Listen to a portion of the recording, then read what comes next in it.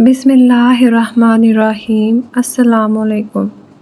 Jail کی سیاہ ظالم سلاخوں میں اسے اپنا دم گھٹتا ہوا محسوس ہو رہا تھا۔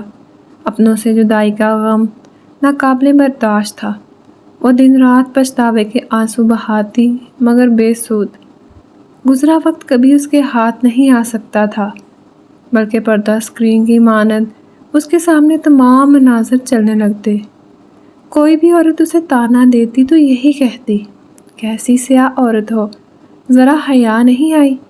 وہ روتی چیختی بلکتی رہتی، مگر جیل کی یہ سلاخیں اس کی دردناک زندگی اور موت کی جگہ بن چکی تھیں۔ وہ اپنے باپ کی اکلوتی بیٹی تھی۔ ماں باپ بہت ہی غریب تھے۔ باپ مزدوری کر کے جو بھی کماتا، اسے 2 وقت کی روکھی سوکھی روٹی کھا لی جاتی تھی۔ اس کا چچا زاد رشید تو شروع ہی سے اس پر مرتا تھا، مگر وہ اسے گھاس بھی نہ ڈالتی۔ اسے شروع سے ہی امیر زادوں کی بیوی بننے کا شوق تھا۔ روٹی کو تو وہ ترس چکی تھی۔ جوان ہوئی تو ارمان بھی جوبن پر آ گئے۔ گلی کے کئی لڑکے اس پر مرتے تھے۔ بے حد حسین تھی، اس لیے غرور بھی کرتی۔ جلد ہی اس نے ایک آدھ لڑکے سے بات کرنے کے بعد کھانے منگوانے شروع کر دیے۔ وہ اپنی عزت کی حدود کو جانتی تھی، مگر اس کا مقصد صرف باہر کی دنیا گھومنا اور کھانا پینا تھا۔ باپ کو جب اس کے حالات کا علم ہوا تو اس نے زبردستی چچا زاد رشید سے نکاح پڑھوا دیا اور وہ رشید کی بیوی بن کر اس کے گھر رہتی۔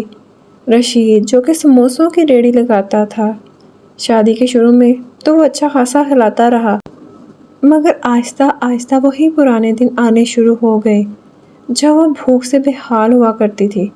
رشید تو اسے بالکل ناپسند تھا۔ وہ اسے محبت سے دیکھتا بھی تو اسے خوب ڈانٹتی اور اپنی طرف دیکھنے سے بھی منع کر دیتی۔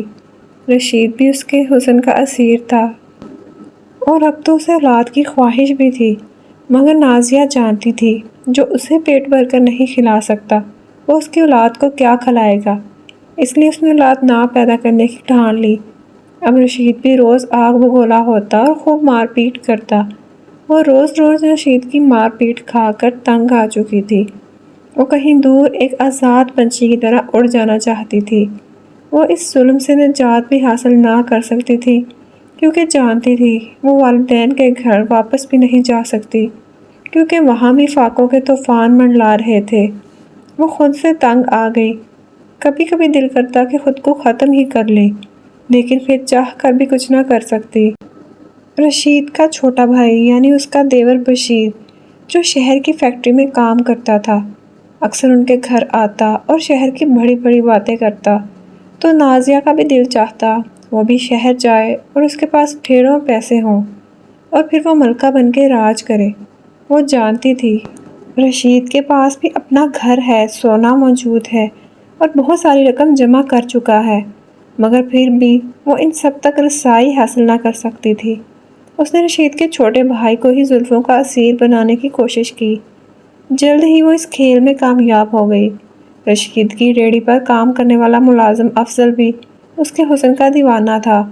وہ انہی اچھے برے حالاتوں میں زندگی گزار رہی تھی کہ اچانک غم کی ایسی آندھی چلی جو سب خوشیاں اپنے ساتھ بہا کر لے گئی۔ وہ روتی رہی، چیختی رہی، بلکتی رہی، مگر کوئی اس کی مدد کو نہ آیا۔ اس بھیانک رات میں نقاب پوش ڈاکوؤں نے زبردستی گھر میں گھس کر فائرنگ کی۔ فائر رشید کے سینے میں لگا اور وہ وہیں گر کر فنا ہو گیا۔ رات کے اس پہر جب سب آرام کی نیند سو رہے تھے، اس نے اپنی چیخوں سے سب کو جگا دیا۔ اس کی دردناک چیخوں سے ہر کوئی غم میں مبتلا ہوا نظر آیا۔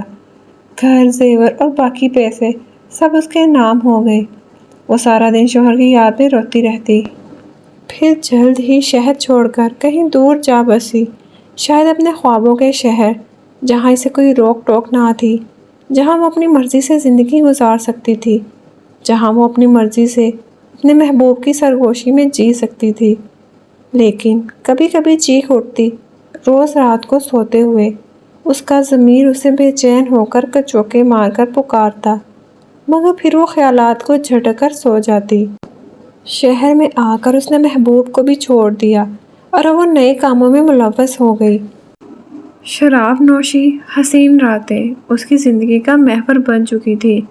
وہ ان کالے دھندوں میں روز منہ کالا کرتی اور پھر تھک ہار کر سو جاتی، مگر معاشرے کے سامنے وہ ایسی شریف عورت تھی جس کا سہاگ ظالم دیور نے ہی اجاڑ دیا، جو بیچاری شوہر کے غم میں جگہ جگہ دھکے کھاتی رہی اور پھر بالآخر بڑے شہر جا کر رہائش اختیار کر لی، جہاں فیکٹری میں کام کر کے 2 وقت کی کھا لیتی۔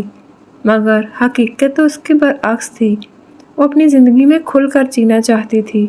وہ سب اقدار، روایات اور اصولوں کو بھول کر باغی ہو چکی تھی۔ بڑے سے بڑے جرم بھی اس کے لیے معمولی ہو گئے۔ کبھی کبھی گاؤں کا چکر لگاتی تو وہی معصوم سی نازیہ بن جاتی جس کا سب کچھ ایک بھیانک رات میں لٹ گیا تھا۔ پولیس نے اس کے دیور بشیر پر بہت تشدد کیا۔ بالآخر وہ اس نتیجے پر پہنچے کہ وہ قاتل نہیں۔ بس اسی دن کے بعد انہوں نے اپنی تفتیش شروع کر دی اور پھر بالآخر وہ اصلی قاتل ان کی گرفت میں آ ہی گیا اور یہاں کپڑوں میں ملبوس مشہور کلب میں ناچتی ہوئی نازیہ کو گرفتار کر لیا گیا۔ اسے اپنی گرفتاری پر شدید غم و غصہ تھا۔ وہ جانتی تھی اس کا یہ راز بھی کوئی نہیں جان پائے گا، مگر پھر اس کی گرفتاری نے ثابت کر دیا تھا کہ پولیس آخر پولیس ہی ہے۔ لیڈی انسپکٹر نے اسے خوب پیٹا۔ وہ بار بار اس کے جرم کی داستان پوچھ رہی تھی، مگر نازیہ تھی کہ بس رونی صورت بنا کر یہی کہتی، میں نے کچھ نہیں کیا۔ روز اسے خوب مار پڑتی۔ آخر جسم کے زخموں کی خاطر تنگ آ کر اس نے حقیقت آشکار کر دی۔ رشید مجھ پر ہمیشہ ظلم کرتا تھا۔ اچھا پیسہ ہونے کے باوجود اچھی روٹی نہ کھلاتا تھا، روز مارتا، کبھی کہتا اولاد پیدا کرو۔ میں اس سے اکتا گئی تھی۔ پھر اس کا بھائی شہر سے آیا تو میں نے اسے زلفوں کا اسیر بنایا۔ ادھر رشید کی ریڑھی پر کام کرنے والے فضل کو بھی اپنا دیوانہ بنا لیا۔ فضل کا کچھ بدمعاشوں سے رابطہ تھا۔ میں نے فضل کے ساتھ مل کر اپنے شوہر کو ختم کرنے کا منصوبہ بنایا۔ میں جانتی تھی کہ میرا دیور شراب کا عادی ہے، اکثر شراب پی کر ہمارے ہی گھر آ جاتا۔ اس روز بھی اس نے خوب پی۔ پھر میں نے اسے نیند کی گولیاں کھلا دی اور اپنے منصوبے کو پورا کرنے کو تیار ہو گئی۔ فضل نے چہرے کو نقاب سے ڈھکا۔ اس کے ساتھ 2 اور لوگ تھے۔ وہ گھر میں داخل ہوئے تو میں نے اچانک شور ڈالا۔ میرا شوہر باہر آیا تو انہوں نے تھوڑی ہی لڑائی کے بعد فائر اس کے سینے پر مارا۔ میں وہیں پھوٹ پھوٹ کر رونے لگی، اپنے کپڑے بھی پھاڑنے لگی۔ پھر فضل نے پستول بشیر کے ہاتھ پکڑا کر اسے صحن میں لٹا دیا اور میں نے پولیس کو یہی بیان دیا کہ یہ ظالم میری عزت لوٹنا چاہتا تھا اور میری عزت کے رکھوالے میرے ہی شوہر کو، اپنے سگے بھائی کو موت کی نیند سلا دیا اور صدمے سے بے ہوش ہو گیا۔ میں افضل کے ساتھ کئی دن تک شہر رہی، لیکن اس نے میرے ساتھ بے وفائی کی۔ میں نے اسے چھوڑ کر نشہ شروع کر دیا۔ میں نے اپنے آپ کو باغی کرنا چاہا۔ میں اپنی مرضی سے جینا چاہتی تھی، مگر ان سب میں غلط صحیح، حرام حلال، اقدار روایات سب بھول گئی۔ میں بہت بری عورت ہوں۔ وہ اپنا بیان دیتے ہوئے پھوٹ پھوٹ کر رو دی۔ لیڈی پولیس نے بیان لکھنے کے بعد نازیہ سے کہا، اب پچھتانے کا کیا فائدہ؟ جب تمہیں اللہ نے عزت کی زندگی دی تو تم نے قدر نہ کی اور یہ سوچا کہ دنیا کو دھوکہ دے سکو گی، مگر تم یہ بھول گئیں کہ اصل طاقت تو اللہ کی ہے۔ مجرم چاہے کتنا ہی چالاک کیوں نہ ہو، وہ اپنا جرم کبھی نہیں چھپا سکتا۔